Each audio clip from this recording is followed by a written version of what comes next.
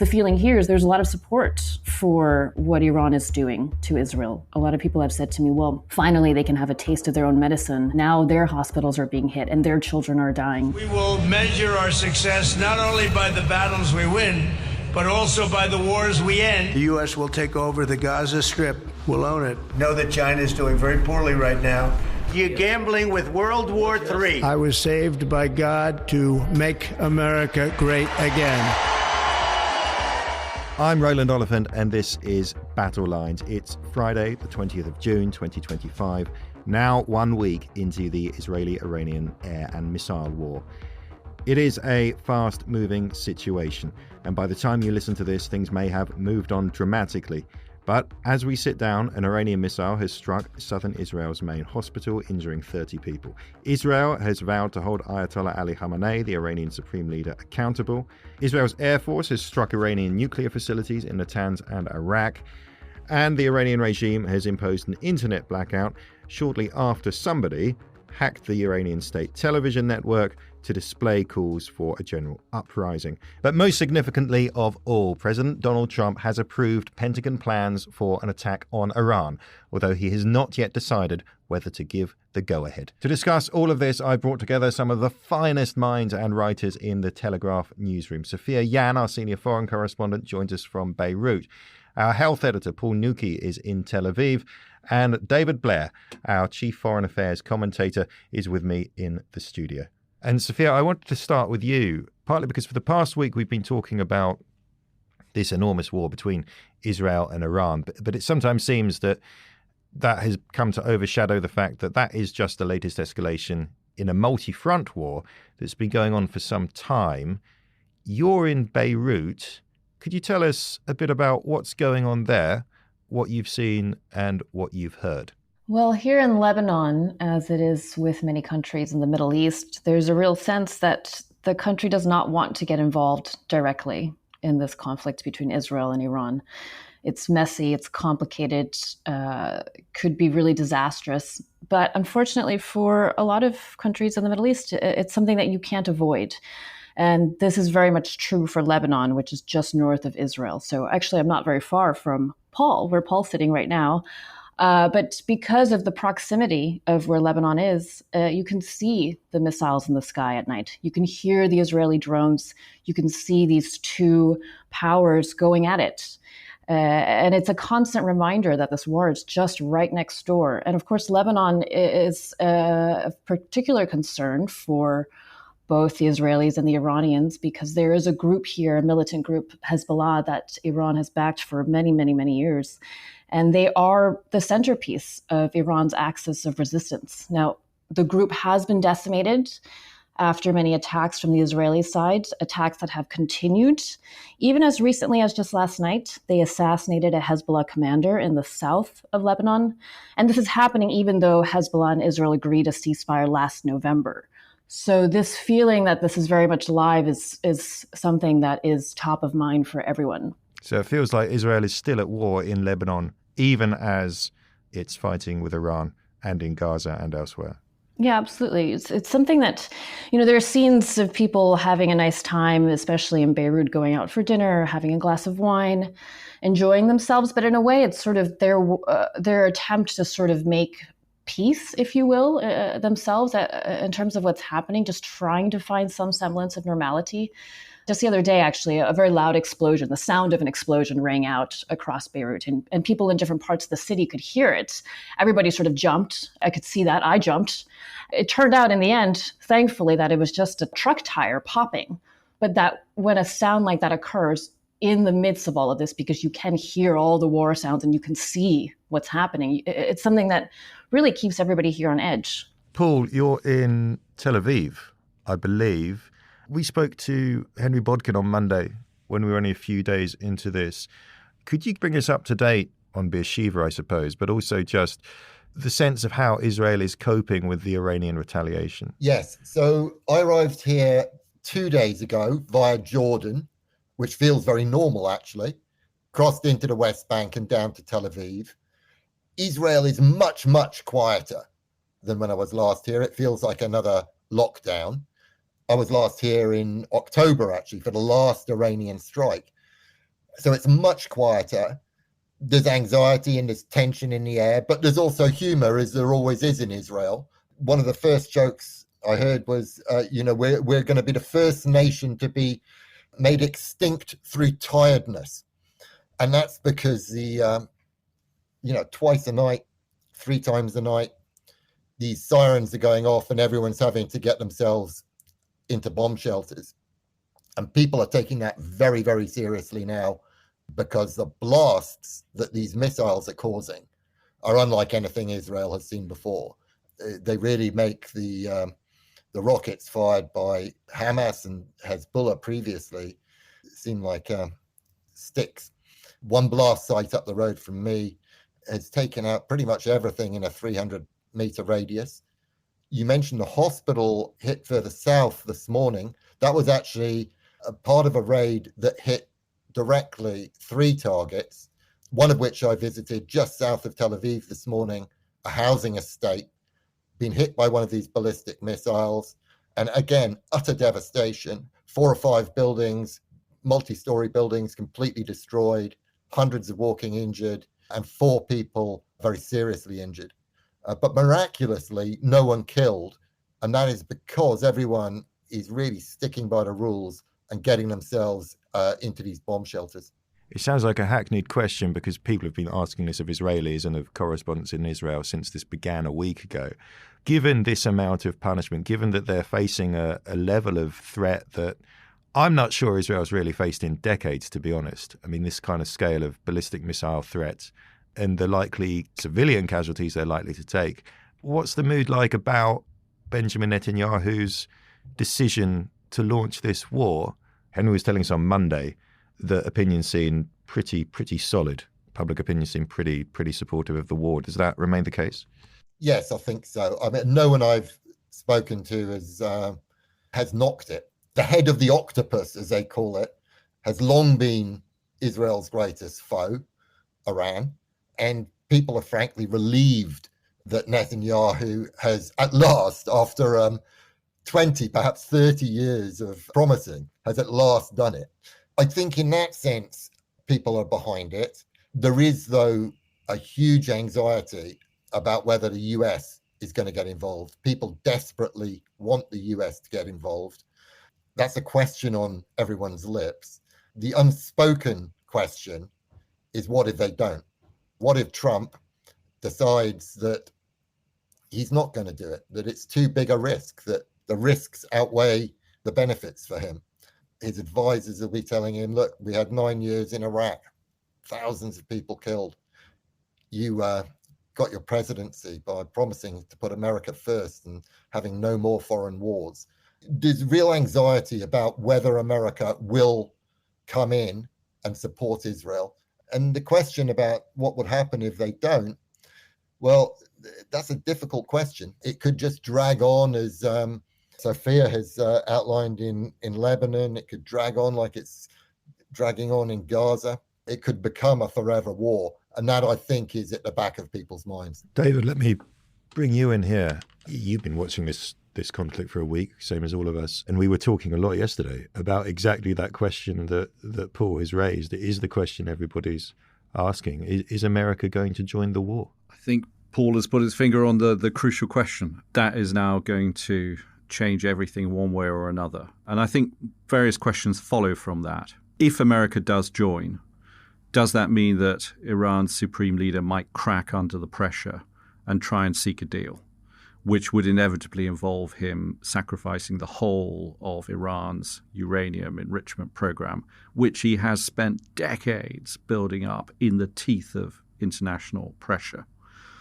But then if we suppose for a moment that Trump decides against direct US involvement, can Israel defang the nuclear program completely on its own, which would mean destroying or otherwise disabling the Fordow uranium enrichment plant, which, as the world now knows, is buried in a mountain and is said to be resistant to every possible bomb except possibly the enormous bunker busters that the US Air Force has, but which Israel does not. And then the further question from that is whether America enters the war or not. Is the Iranian regime going to survive this? It's pretty clear what Khamenei is playing for.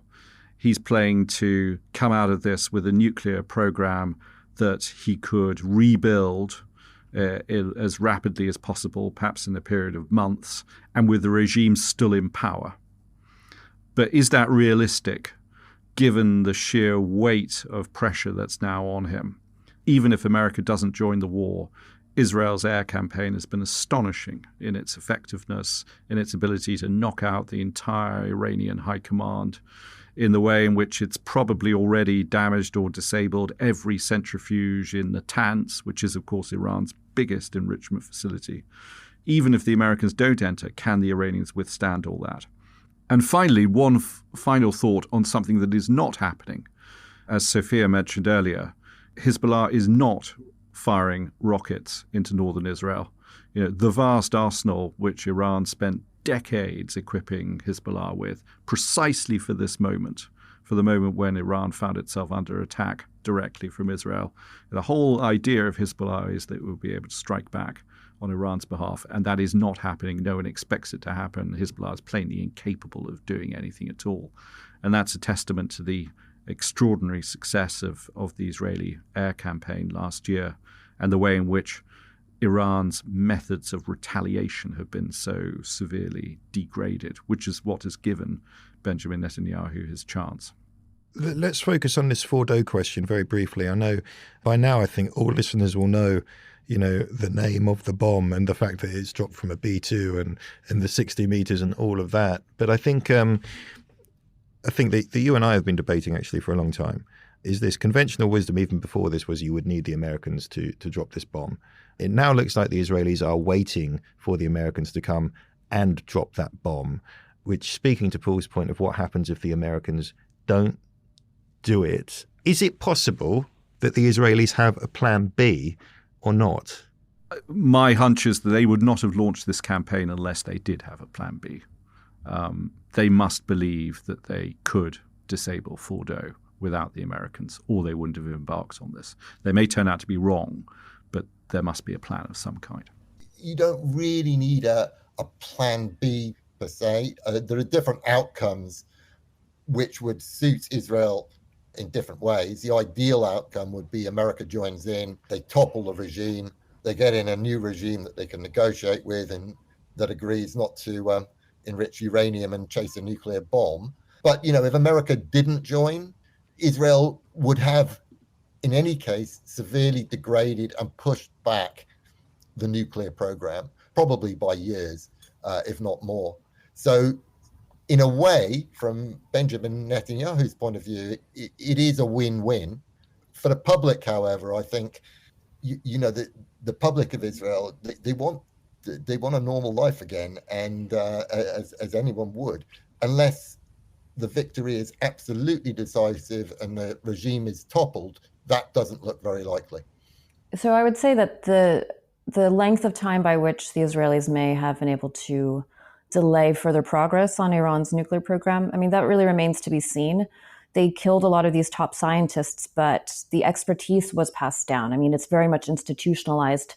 And so there is a thinking that it could just be a matter of time before they get back to where they were. And perhaps now it's possible that the establishment, the Iranian officials that are running these programs, feel that it's now or never, that if they don't, after this round of hostilities, find a way to move toward getting a nuclear weapon, that they may never be able to get one. The thinking has been for a long time. There has always been a debate, if they've got that, would that be enough of a deterrence? This is how the North Koreans think, for instance. And so this has been a discussion, and it's possible that this latest bout, this escalation, is going to push senior Iranian officials to think that they have to really go for it. And that is, of course, if they don't get to the scenario that Paul outlined that could potentially still happen, which would be that the regime falls. There's so many questions about what could happen next, and it is moving so quickly right now. Who knows what will happen in even the next 6 hours? Let's talk about those next 6 hours. We've talked about Trump considering it. What are the considerations that will be running through Donald Trump's head about whether to say go or don't go? The considerations that should be running through his head, and they may be very different from those that are running through his head. But let's stick with the first, the things he should be thinking about. He needs to be thinking about Iran's options for retaliation, against US bases in the region. So far, Iran has concentrated its retaliation purely against Israel. But of course, it has the option of firing missiles at the Gulf states, particularly those that host American military assets, which would presumably be used in the campaign. What would that mean for the oil price? What would that mean for the global economy? Are those Gulf states ready and prepared to defend themselves as effectively as Israel is? What would happen to the hundreds of thousands of British, European, American citizens who live in those places? Would they all have to be evacuated? You know, the potential for escalation is severe. However, on the other hand, it may well be that Iran's capabilities for hitting back are so degraded that those dangers are not as great as you might think. We simply can't know. But what is running through his head, well, I mean, we're talking about Donald Trump here. And one point to bear in mind is that everything that happens now will be decided by three people, Donald Trump, Benjamin Netanyahu, and Ayatollah Khamenei, who, and I put the point delicately, are not famed for their cool-headed, wise judgment necessarily, at least not always. What does Trump want? He wants the limelight. He wants to be the center of attention. At the moment, Benjamin Netanyahu has been at the center of the attention, and Trump may simply want to wrest the limelight back. But it's a huge decision. And as you mentioned earlier, direct intervention would go against all his instincts. I would add two things. I mean, I agree with all of that. One, a military one, and one, a political one, is that on the military side, I don't think we should read into the fact that America hasn't acted yet, that it won't act. I think it's perfectly obvious that if it is going to act, it'll probably be a week, maybe even a month away, because it has to plan for all these contingencies. It has to have its assets in place to protect its allies in the Gulf, to protect its own troops, and indeed to make sure the assault it launches, if it does launch an assault, goes smoothly. And it takes a while to do that. I mean, I remember the Iraq War, it took months of buildup. I know we're not talking about a land invasion here, but nevertheless, it took a long, careful buildup by the Pentagon. I'm in a way not surprised that he hasn't done it yet, and I certainly don't take it as a signal he won't do it. The other thing I think on Trump's mind must be the division within his MAGA movement. People are being pretty vocal on the right of his MAGA movement. People he considers allies. And that, I think, probably will have some influence on him. So Paul makes a really good point about the Americans spending some time to make sure that they're going to be ready for what might come if the U.S. military joins in a more direct way. Just today, actually, the U.S. State Department started to collect names. They've asked Americans in Israel, in the West Bank, who would like U.S. government assistance to evacuate, to fill out a form. So they're collecting and trying to figure out how to move people out of harm's way as things, as it seems that things will escalate. And this is just one of the many different activities that the U.S. is engaged in. They've diverted some military resources, for instance, to the region. And in this process, it's clear that America, obviously, they're in preparation mode. It underscores the fact that they are thinking how to move going forward. Even in the days before Israel launched its initial strikes early Friday, the U.S. was drawing down non-essential personnel in Iraq. There's a sense that the American presence in Iraq is the most exposed in terms of U.S. assets in the Middle East. Some sense that might be sort of top of list if anything were to be targeted in response to the Americans getting more involved. And so, again, this is just more to underline how much preparation goes into something like this, that the Americans are thinking somewhat thoroughly about what to do and how to protect their people, both civilians and their troops. I think the Pentagon also is not going to make what you might call a Ted Cruz mistake. The Pentagon knows, Senator Ted Cruz, the Pentagon knows that Iran is a state of 90-odd million people. The Pentagon knows that it's a massive geographic area with a lot of mountains in it. It is not an easy place to launch an assault on from America. It's probably not an easy place to launch an assault on effectively, even from the Middle East. So the Pentagon knows all of that and will take time to make sure it gets it right. I wanted to ask about where this leaves America's allies, actually. Britain, for example. David, you worked in Downing Street in the Foreign Office. The front page of the Daily Telegraph today is about the Attorney General warning that war on Iran may be illegal and essentially warning Keir Starmer not to get involved. David, what does this all mean for America's allies, starting with Britain? I think it's pretty clear that the British government wants to stay out of this and would prefer America to stay out of it too. No doubt there are legal qualms. You can raise legal objections to almost any form of military action if you want to, but they do not want to be part of this. I think that's very clear. The irony, as you pointed out, Roland, in a piece you wrote recently, is that the Royal Navy has a carrier strike group within range of Iran at the moment, somewhere in the Indian Ocean. HMS Prince of Wales is there, and on her flight deck is about 18 F-35 jets, which is about half as many as the Israelis have, which is another way of saying that if Britain did become involved, they could increase the striking power currently arrayed against Iran by about 50%, which would be a big difference. And that's without talking about the nuclear-powered submarine that is escorting the carrier, which is armed with Tomahawk cruise missiles. So quite by chance, the British are in position to make a significant military contribution. But I stress there's absolutely no sign that the government wants to do that. Quite the reverse. The government wants to stay out of this. But above all, the government doesn't want to be faced with this dilemma where if Trump does decide to intervene, he's going to have to use what is, after all, a British base in Diego Garcia. And to do that, he's going to require Britain's permission. Which means if we say yes, Keir Starmer says yes, then he's morally and politically and legally complicit in what his Attorney General is calling potentially illegal war. If he says no, he's probably the first British Prime Minister to say no to an American president on a matter of, what they think is urgent national security. I don't know, since 1945? No, that's not true. No? That's not true. No. I mean, if you think back to Syria, Ed Miliband, an opposition politician, effectively got that turned over in Parliament, so we couldn't go with Obama and attack Assad for using chemical weapons. And the Americans didn't go without Allied support.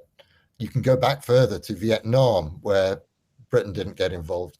I think there's a difference, Paul, which is in 2013 with Syria, the British government said yes. The Prime Minister at the time said, yes, we are part of this. And if you want to use Diego Garcia, that's fine with us. And then they were vetoed by Parliament, which is a bit different. So I think Roland's point stands. No British Prime Minister in a comparable circumstance has ever rejected an American request to use Diego Garcia. It is a fundamental question. And it's clear that, our government really does not want to be asked that question. Right. Because whichever answer they give, as Roland spelled out earlier, it's not good for them either way. So they would prefer America just not to get involved and for the issue not to arise. Would Trump feel better with allies alongside him? I think that's an important question.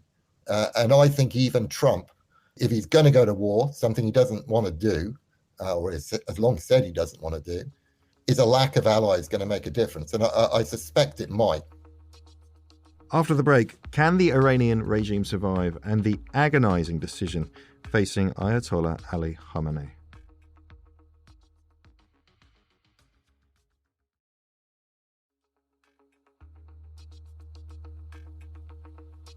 Welcome back. It's a bit strange, this moment, isn't it? It's got that kind of Cuban Missile Crisis feeling to it, doesn't it? This kind of moment, day by day, the world on the brink. Well, it's a week that will live in history, and for years to come, people are going to be looking back at these events and studying them very closely. So those of us who are living through them and witnessing them, particularly Sophia and Paul, who are actually out there in the region, it's a great privilege. Of all the times that Iran could be under attack, or facing this kind of pressure, facing it at a moment when the supreme leader is 86 years old and has already been in power for 36 years and is not well. It was publicly acknowledged that he received treatment for cancer not so long ago. This is not a time when you want to have a leadership like that when you're facing a challenge on this scale. There was an interesting piece along those lines I read last night. I can't remember where, in one of the American papers. They said that his predecessor, who he was very close to, which was Khomeini, I think, at about the same sort of age and about, close to his death, he had to surrender to Iraq. That was a piece I wrote, Paul. He drank the cup of poison. He drank the cup of poison. Brilliant. That's right. And now his. It was a very good piece. Thank you very much. Thank you. I'm very glad that you attributed it to an American journalist because, of course, it was such a good piece. It must obviously have been written by an American and couldn't possibly have been in the Daily Telegraph. No, it had New York Times all over it. Yeah, no, I wrote about this irony of history that Khomeini back in 1988 had to, as he put it, drink the cup of poison and do what he had sworn he would never do and agree a ceasefire with Saddam Hussein's Iraq. And he never spoke in public again, and he was dead 11 months later. Yes. And now the man he was very close to at the time and his linear successor, Ayatollah Khamenei, has to decide whether to drink his own cup of poison and seek some deal which would undoubtedly involve sacrificing the whole of his uranium enrichment program in order to save Iran from American attack and save his regime. And there must be a chance that he might do that. I mean, not a big chance, but he might. I think the kind of tragic comparison with the cup of poison is also that the Iran-Iraq war didn't have to go on as long as it did. That what he got was status quo antebellum, and they'd really achieved that within a couple of years. They pushed the Iraqis back. It wasn't really a surrender. It was a kind of acknowledgement of let's stop the war. It was a draw, but he was bitterly opposed, and he sacrificed huge numbers of Iranian lives in prolonging that stalemate for so long. Yeah, the deal that he got in 1988, he could have had in 1982. So they fought for an extra 6 years and they got nothing out of it. But the situation now in some ways is even more agonizing for his successor because unlike in 1988, the regime's survival now is at stake. Sophia, you're in Beirut right now. You're based in Turkey. What about the other neighboring governments in the region? We've talked about Israel, is still at war in Gaza, in Lebanon, in Syria, all over the place, really. But, there's other governments here and neighbours, Iraq, for example, Kuwait, the Saudis, the Qataris, the Emiratis. There's countries all around Iran that must be feeling fairly nervous. What can you tell us about the attitude of governments in the region to all this? Well, I've been trying to get a handle of what the feeling is like in Iraq amongst the general public. There's a big debate. There always has been, but it's moments like this where it really rises to the surface. But a discussion on whether it helps or hurts to have a U.S. presence within the country. Some people think that it is useful because then there could be greater protection. Others think that it's a terrible idea because it then makes their own country a target when big conflicts like this between Israel and Iran start to play out. And so for many people, and especially in Iraq, which has had a very complicated history with the U.S. and regime change, definitely not enough for us to describe in an hour-long podcast. But for them, they don't want to see war. I mean, the general sentiment I have from people I've talked to all across the Middle East, and I'm speaking about the general public, and of course, their viewpoints differ quite a bit, but the one thing I've heard from everyone is that nobody wants to see this. Of course, nobody wants to see death and destruction. And this is something that is so much out of their control. Many people have said to me, that this is a battle between two great powers, and it's something that they wish could stay isolated between those two. But unfortunately, because of the geography of where, for instance, Iraq is, or for even Turkey and Lebanon, I mean, they in a way have no choice but to get pulled in, whether or not they want to, and whether or not they've agreed to it per se. In Turkey, since this all began, there's been a lot of disinformation, actually. There was a lot of different rumors about whether its military helped Israel. I mean, it's really interesting how much information is swirling around on all of this in terms of what people are putting out and how much is rumor and how much is fact. I mean, it's really, really difficult to parse through it sometimes. And it's really riled people up, generally, I would say, across the region. One interesting thing that happened with Turkey is that, of course, Turkey and Iran share a land border. And now the airspace across Iran has been closed for people who want to evacuate, especially following the orders from the Israeli military for people in Tehran, for instance, to leave, presuming that more major strikes will occur. One way that Iranians can get out of the country is to enter Turkey through a land border crossing. And so some people have started to come into Turkey, but there's also a debate in the public about whether or not that's a good idea. Turkey took a lot of Syrians when the civil war broke out, and it was really complicated for them to handle this refugee population. But one line that really stuck out to me was that there was a discussion about whether or not Iranians could be trusted, because there's a sense, we know now that there was some very intense, deep operations by Israeli intelligence in Iran, which helped the success of the initial operation last Friday. So there's a sense that maybe not all Iranians can be trusted. So should they be allowed into Turkey? I mean, the discussion on this is so wide and so varied. And there's so many different lines that are coming across the region in all these countries that, again, like I said before, have no choice but to be a part of this, whether or not they would like to. To clarify that, you're saying there's anxiety in Turkey that a lot of these Iranians may be Israeli spies. Yeah, because it's one line of discussion, and it's really an important one. I mean, this is something, I think what it reflects is that people in a way don't really know what to believe and who to trust in this very fraught moment. And you have to remember that Turkey is in the middle of, a lot of conflicts, and they share a border with these countries. It's a complicated position to be in. Yeah, I mean, belief, truth, what do we believe? Another layer of the Hall of Mirrors and everything.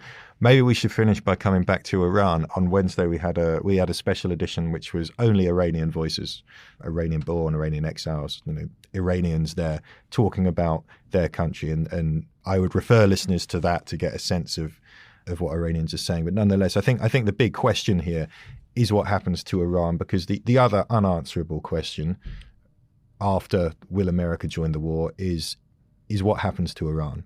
Does the regime survive?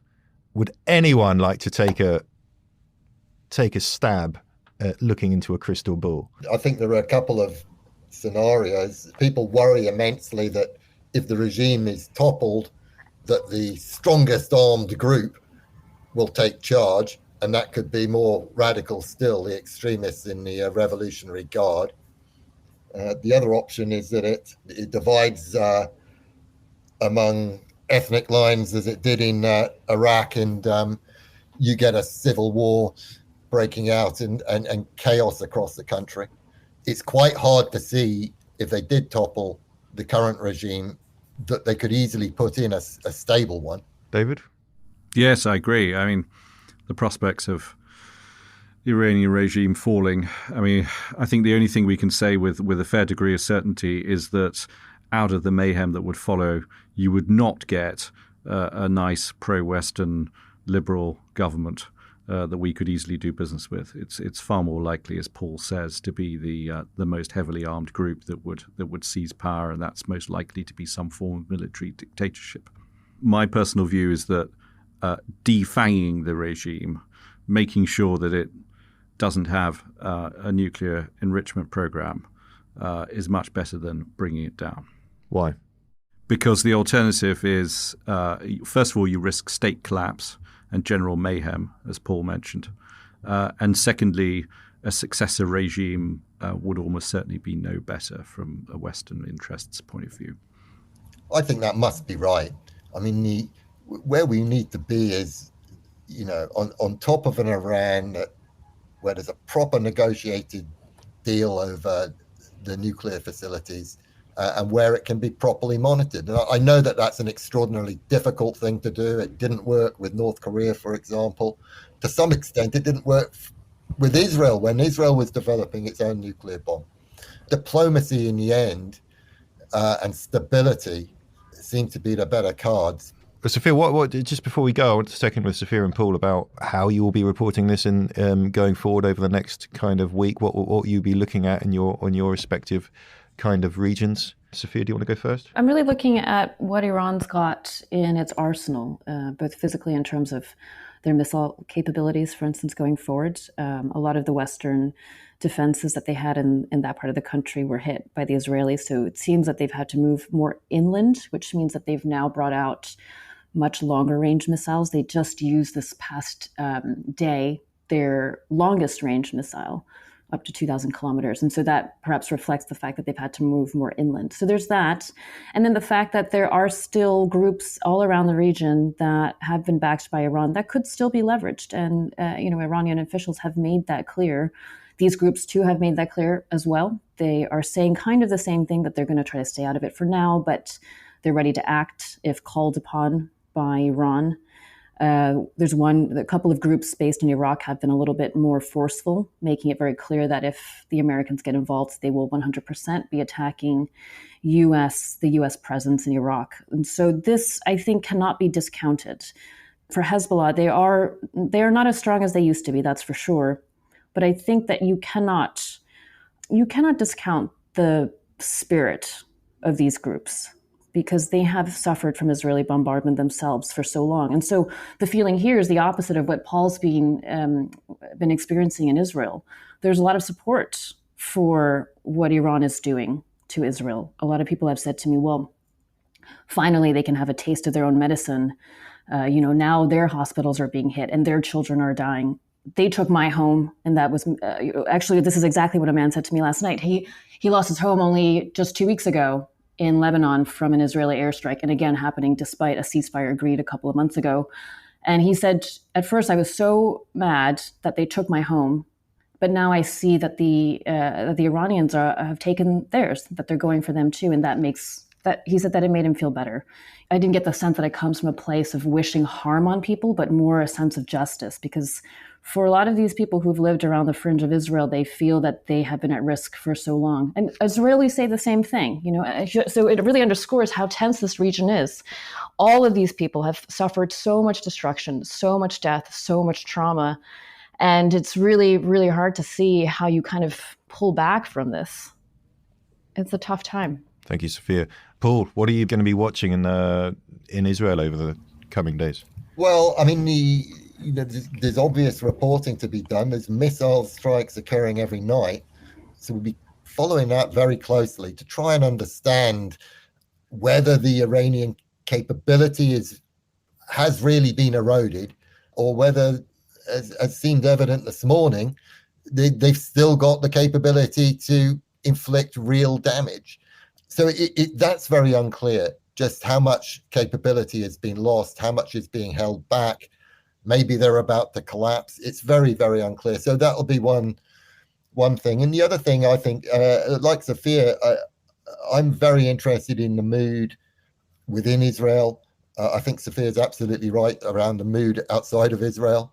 It's worryingly celebratory in part, stupidly so, I think, but nevertheless, it's there. I will be keeping an eye on those things and popping down to the bomb shelter every few hours. Keep your head down. David Blair, would you like the very last words? What are you going to be watching for and writing about in the coming week or so? Now it all depends on America. Do they intervene? And if so, what effect does that have? Thank you very much. David Blair, Sophia Yan, Paul Nuki, thank you for joining us on Battle Lines. That is all for this week. We'll be back on Monday. Presumably we'll be talking about this again, unless something else very surprising happens. Until then, that was Battle Lines. Goodbye. Battle Lines is an original podcast from The Telegraph, created by David Knowles and hosted by me, Roland Oliphant, and Venetia Rainey. If you appreciated this podcast, please consider following Battle Lines on your preferred podcast app. And if you have a moment, leave a review, as it helps others to find the show. To stay on top of all our news, subscribe to The Telegraph, sign up to our Dispatches newsletter, or listen to our sister podcast, Ukraine the Latest. You can also get in touch directly by emailing battlelines@telegraph.co.uk or contact us on X. You can find our handles in the show notes. The producer is Peter Shevlin, and the executive producer is Louisa Wells.